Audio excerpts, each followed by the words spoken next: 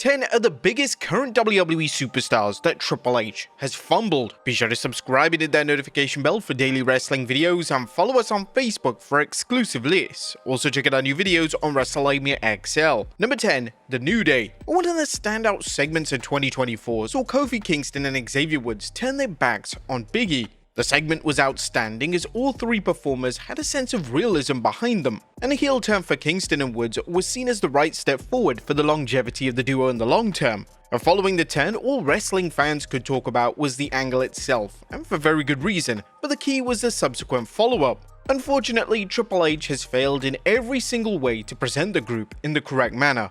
Whilst the promo work from both men has been excellent, this isn't exactly anything new for the duo. They just seem to be lingering around Raw with nothing to do.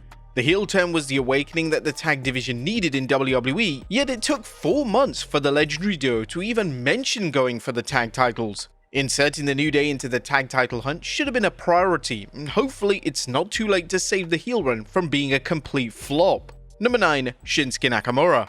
There were a lot of question marks around WWE's call to make Shinsuke Nakamura US champion in 2024. LA Knight was doing extremely well as champion, and it was seen as a backwards move to make Nakamura champion, especially as his work over the past few years has been subpar. As many fans expected, the title reign was abysmal, as Nakamura basically became a side character on television, and fans questioned why WWE even made Nakamura champion in the first place. Nakamura has slowed down in the ring and his character has been all over the place. This has impacted the fan response to him in everything he does. He barely receives a reaction on TV, and yes, Triple H's booking hasn't been the best for the former NXT champion, yet the issues with Nakamura extend back to his main roster debut in 2017. Nakamura is a name that seems mentally checked out of WWE, and there's likely no way that they can make Nakamura a name that fans can once again take seriously. Number 8, The Wyatt Six. Where are the Wyatt Six? They had such a memorable debut in 2024 and they were the talk of the wrestling world. However, their subsequent appearances haven't exactly been anything special. They mainly feuded with the Final Testament, and this was a feud in which they lost. This didn't exactly do great things for their credibility as a faction, and a lot of the fans said that Triple H was evidently struggling with how to present the group.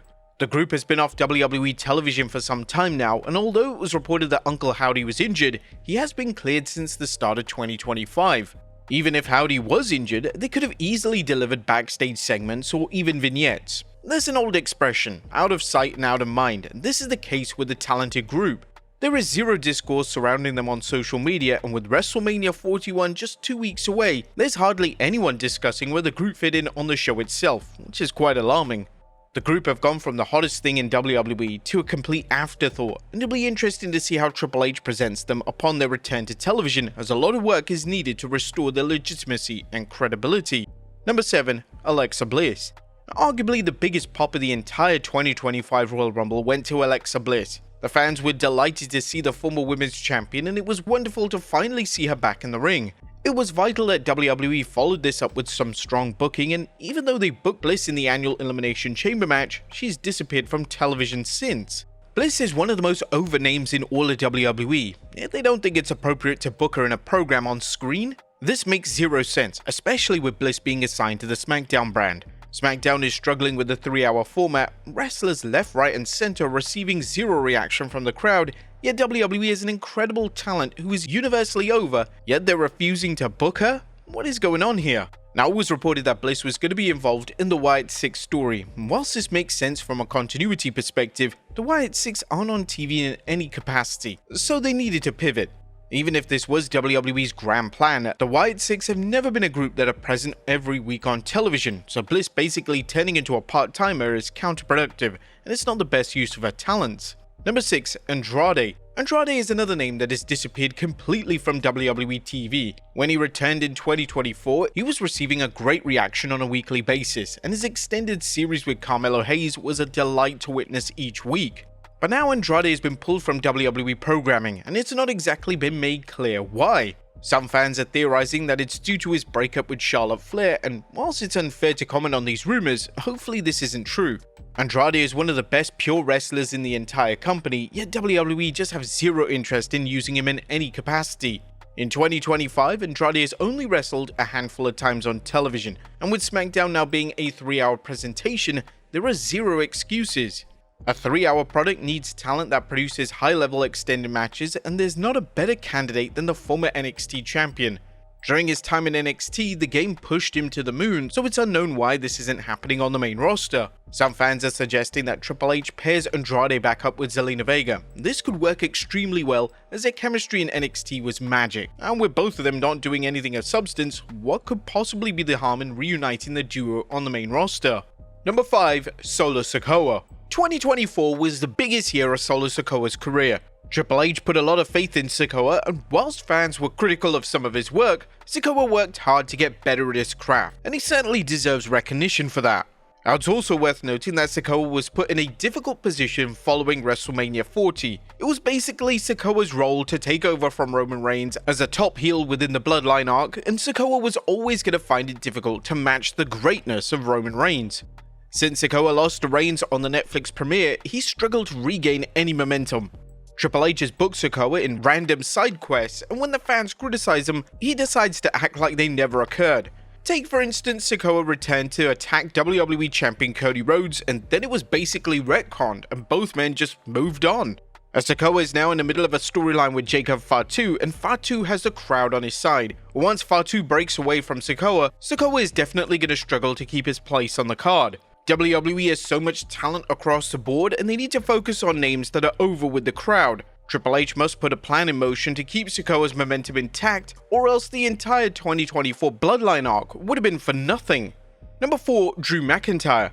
When it was initially reported that Drew McIntyre vs Damian Priest was a plan for WrestleMania 41, fans couldn't believe it. McIntyre was the MVP of WWE in 2024, and due to this, fans expected him in a major role on the grand stage, whether that be a world title match or even a match versus John Cena. The match with Priest feels like a massive step down for him, and it was even reported that McIntyre himself was dissatisfied with WWE's creative call. Now, Triple H hasn't fully fumbled McIntyre yet, but the booking could have been a lot better. The feud between the two has had a lot of focus on TV, and McIntyre's work has been excellent as always. Triple H must put a lot of focus on McIntyre coming out of WrestleMania 41. The King of the Ring win is perfect for McIntyre, and a McIntyre vs Rhodes showdown is fitting for SummerSlam. Number 3. Bayley. Fans were highly critical of Bayley's booking as Women's Champion last year. Triple H didn't have a plan in place for the reign, and Bayley was just going through the motions until she dropped the title to Nia Jax. Bayley then switched gears, and it looked like she was going to take on Roxanne Perez on the grand stage of WrestleMania, yet like many stories that WWE have been telling, this has been completely retconned. Roxanne is now back in NXT, whereas Bayley is on the hunt for the Women's Intercontinental title. Bayley is insanely valuable to WWE, and sometimes watching a presentation on TV, it feels like they're massively taking her for granted. Her social media is an interesting snapshot of her mind, and she often shares cryptic tweets that directly reflect her poor booking. In March of 2025, she tweeted, "Don't save me for later," and without a doubt this was her referencing how WWE decided to completely ignore her established program with Roxanne Perez. Number 2. Austin Theory.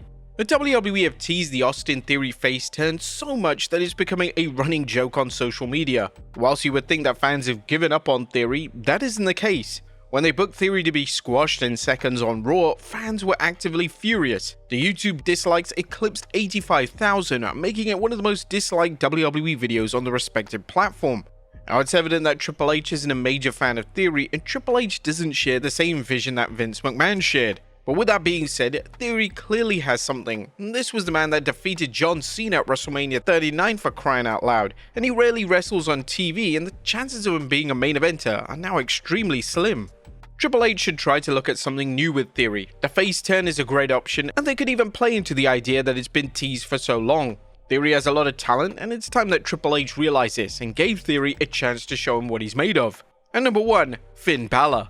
Fans are jokingly now labeling Finn Balor as Pin Balor, as that's all he seemed to do on TV. It was made clear under the old regime that Vince McMahon wasn't the biggest fan of Balor. Although McMahon made Balor the first ever Universal Champion, he never gave him a substantial push following the initial win. Fans gave up on the idea of Balor ever winning the world title again. During his time in NXT, he was established as the guy, and Triple H basically presented him as the face of the brand.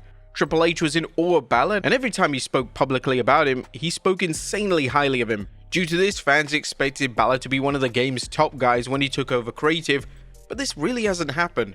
Whilst he's been given sporadic pushes here and there, he's lost every single big match, and now he's known as the name that puts everyone over. In fact, him pinning Penta on Raw this week was actually his first win since November 2024. He's been struggling to receive a reaction on TV, and when he made his entrance at the 2025 Rumble, you could hear a pin drop in the stadium as nobody was reacting. This was incredibly upsetting, and this was a final product of a man that's been booked into the ground for almost a decade. Can he be fixed? Well, possibly, but he needs a vast overhaul in his presentation. A babyface turn is needed, and they need to present him with substance and credibility. But there you have it, folks, 10 of the biggest WWE superstars that Triple H has fumbled. Be sure to leave your comments down below, and I'll see you next time with some more wrestling content.